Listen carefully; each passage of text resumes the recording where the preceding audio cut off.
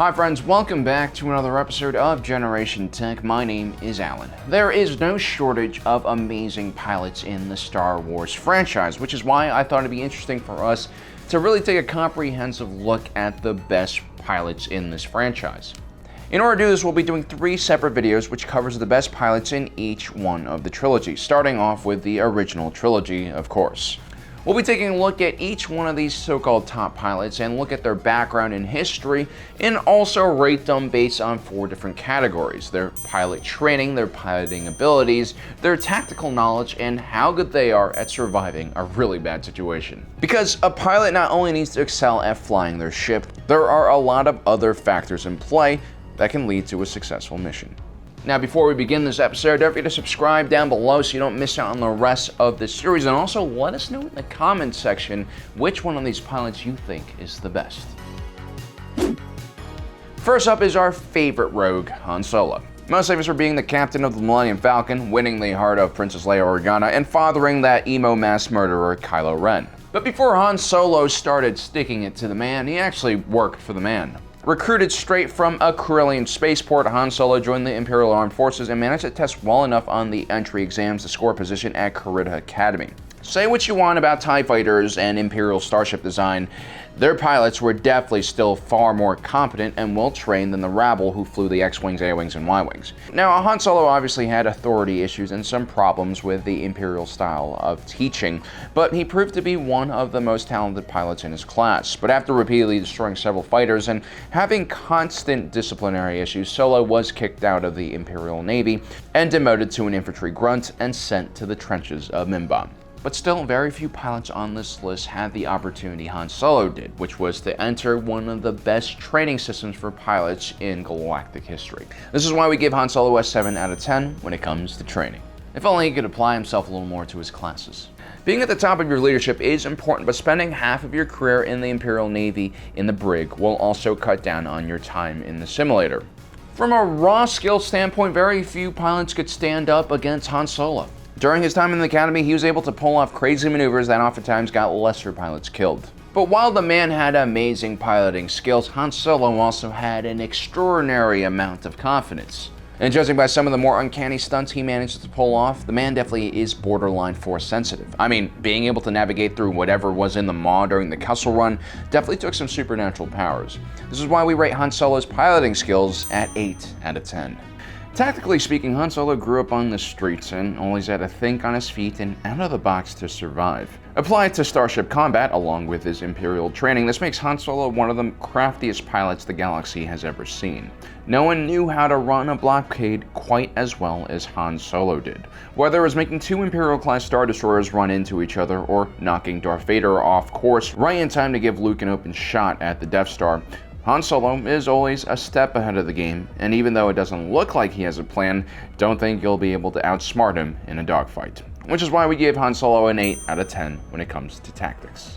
The Millennium Falcon is a mess, and it didn't always look that way. When Lando used to fly it around, there was definitely a bit more class and a few more armored panels and escape pods on board as well.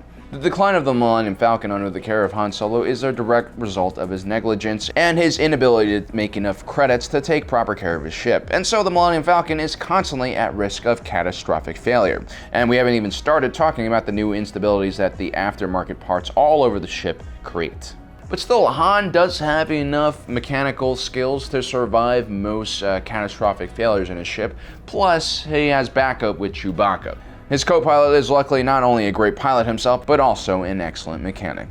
We give his survivability a rating of 6 out of 10. Hera Syndulla comes from a family of revolutionaries and rebels. But unlike her father, Hera Syndulla believed in more than just freeing their home planet of Ryloth. She wanted to free the entire galaxy from the tyranny of the Empire. Hera became an expert pilot at a relatively young age. She is the captain and pilot of the light Corellian freighter known as the Ghost. Although she had very little formal training, they didn't allow non-humans into Imperial academies, Hera was still the type of individual who enjoyed doing things the right way the first time around. Armed with simulators and later on the real thing when she joins the rebellion, Hera proved to be as well trained as a self-trained rebel could be. Even when she's piloting prototype ships like the B-6 Blade Wing, which had an articulating body that rotated around the cockpit, she was able to quickly figure out how to fly it. We put her training at around 7 out of 10. Hera Syndulla would play a key part in exposing Grand Admiral Thrawn's TIE Defender program, which featured some of the best advanced starfighters in the Empire, and outclassed any starship in the Rebel lineup. Although Hera was definitely a top-notch pilot, she struggled against the TIE Defender, whether she was flying against it in the Ghost or an X-Wing. Hera also ran into some problems while piloting an A-Wing against some Mandalorian protectors. Hera Syndulla's natural instincts are pretty good. She's also very fearless, disciplined, and well-trained, but she lacks the raw piloting skills that some of the other pilots have on this list. She also isn't Force-sensitive, which is why we're putting her piloting skill at around 6 out of 10. Hera Syndulla not only captained the Ghost, she was also extremely efficient and successful at running the Spectre units, a Rebel Special Forces team that was instrumental in turning the tide against the Empire in the Lothal sector. Hera Syndulla orchestrated many of the Spectre's victories and oftentimes served as wing commander or as commander of even larger forces. It comes to no surprise that the Twi'lek would one day become a general in the Alliance to restore the Republic. We rate Hera Syndulla's tactical abilities as 8 out of 10. While the Ghost was a very agile and durable freighter and even featured an escape pod, Hera Syndulla had been shot down quite a few times while piloting snub fighters. Chopper is a decent astromech, but his reliability is questionable due to some interesting personality quirks. Hera Syndulla is also no stranger to sacrifice and seems more than willing to give her own life for her friends, which is definitely not a good sign for survivability, which is why we rate her at 6 out of 10 for survivability. Luke Skywalker was destined for an extraordinarily boring life as a moisture farmer on Tatooine, but from a young age, Luke loved the sensation of flying. Although he never got to go to the flight academy like Biggs did, or Wedge, or Han Solo, he did log quite a lot of flight time with Incom's T-16 Skyhopper, an airspeeder that shared a lot of flight characteristics and controls with the T-65 X-Wing. Still, even after joining the Rebellion, even after learning how to pilot the X-Wing, Luke never really had the same kind of training that other individuals on this list did. Plus, he had to focus on being a Jedi and killing the Emperor, so his hands were full. Which is why we rate his pilot training at around 4 out of 10. But even without any real training on the X-Wing platform, Luke had more than enough skill and natural talent to join Red Squadron's attack on the Death Star. Not only did he survive when almost everyone else did not, Luke also managed to launch a proton torpedo down a crazy small shaft. This, of course, was due to his incredibly powerful force abilities, which he was just beginning to learn how to harness. But just like his father, Luke was a once-in-a-generation talent as both a pilot and also a Jedi, which is why we rate his piloting skill as nearly perfect at 9 out of 10. When you have an extremely talented pilot who has access to the Force but very little experience in a traditional training setting, you're going to have a completely instinctual fighter pilot who might not exactly have a battle plan at all. Even so, Luke was able to fit in with Red 5 seamlessly during the Battle of Yavin, which means at least he knew how to fly in formation. His neat little trick during the Battle of Hoth was also pretty impressive, although most of his wingmen and his gunner were killed in that attack. We rate Luke's tactical abilities as a pilot at around 5 out of 10. Nothing really to write home about. When it comes to survivability in a starfighter, a lot of it depends on the little guy you have sitting behind you. A starfighter without an astromech is basically half complete. Astromechs are crucial in coordinating and calculating hyperspace jumps, doing on-the-fly repairs to the ship, and managing the important energy system on board so that the reflectors, engines, and lasers are all properly functioning. R2-D2 is probably one of the most capable astromechs we've ever seen. He helped save Padme Amidala and the Royal Naboo yacht during its frantic escape from the Trade Federation blockade. He survived countless battles as Anakin's personal astromech during the Clone Wars and would continue to serve with distinction during the Rebellion. The fact that R2-D2 has never had a memory wipe also means he has developed a personality of its own and a very rich database of experience. Very few droids know as many tricks as R2-D2 when it comes to keeping a starfighter running in combat. On top of that, Luke's preferred method of transportation in X-Wing gets pretty high marks for survivability as well thanks to its powerful deflector shields and onboard hyperdrive. We give Luke a high survivability rating of 9 out of 10.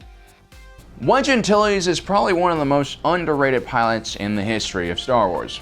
A native Corellian, Wedge started out his career as a cargo pilot, but the Galactic Empire noticed his skills and quickly recruited him and sent him to Sky Strike Academy. Han's Academy on Carida actually focused on training officers from all of the branches, Stormtrooper Corps, Imperial Army, Imperial Navy, and so on. Sky Strike Academy was specifically focused on creating the most elite starfighters in the galaxy, and as we mentioned before, even though TIE fighters are a tinderbox that just happen to fly in space, no one could actually beat the quality of the pilots that the Imperial Navy training program turned out. Although Wedge's own training was cut a bit short, he was still at the top of his class when he defected. We give him a 9 out of 10 rating for pilot training. While Han Solo was leading a Special Forces team against the planetary shield on Endor and Luke was trying to kill the Emperor single-handedly, it was Wedge Antilles and Lando Calrissian who managed to find an opening in the second Death Star and fly straight into the reactor. This is not an easy feat even for a Force user. During the Battle of Yavin 4, Antilles not only saved Luke Skywalker's life, he also managed to nurse his damaged T-65 X-Wing to safety after a hydraulic line was severed, rendering his controls almost impossible to use. Wedge Antilles has always proven that it doesn't take a crazy Jedi to survive the craziest of situations, which is why we give Red 2 a rating of 7 out of 10 when it comes to natural piloting skill. Despite surviving the entire galactic civil war, Wedge Antilles never really wanted to be a commanding officer.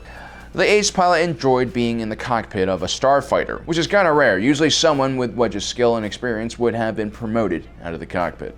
Wedge's decades of experience on the battlefield, however, make him extremely deadly and graceful. Not only is he more than capable of keeping himself safe during a pitched dogfight, he'll also keep his wingmen safe as well, which is why we give him a rating of 9 out of 10 when it comes to tactical ability. Wedge Antilles was not only a survivor of the Battle of Yavin, he also somehow managed to survive the rebel evacuation during the Battle of Hoth, along with delivering the crucial strike to end the Empire during the Battle of Endor. Even after the war, Wedge would continue serving with the New Republic, and eventually even the Resistance during the battle against the Final Order. While Wedge Antilles might not be the most naturally gifted pilot on this list, everything else he does is completely perfect, which definitely increases his survivability rating to 9 out of 10. So there you have it, guys, 4 pilots from the original Trilogy series. Let me know in the comment section below which one you think is the best. Also, don't forget to subscribe and hit that notification button down below so you don't miss out on the rest of our awesome content. As usual, thanks for joining us today. If you're watching this, you are Generation Tech.